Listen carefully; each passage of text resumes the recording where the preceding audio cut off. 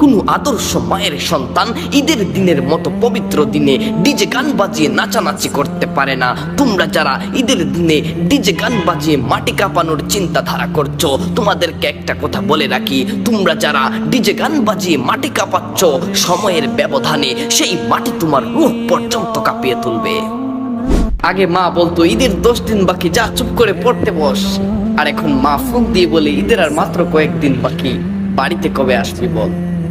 এই ঈদে আদর করে বাড়িতে টাকার মতো যাদের মা নামক অ্যানাউন্সমেন্টটা নাই, আল্লাহ পাক রব্বুল আলামিন তাদের মাকে যেন জান্নাতের সুউচ্চ মাকাম দান করে।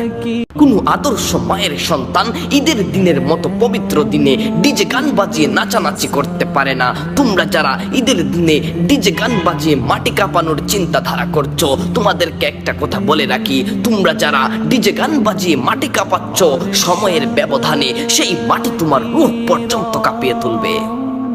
আগে মা বলতো ঈদের 10 দিন বাকি, যা চুপ করে পড়তে বস। আর এখন মা ফুঁক দিয়ে বলে ঈদের আর মাত্র কয়েকদিন বাকি, বাড়িতে কবে আসবি বল।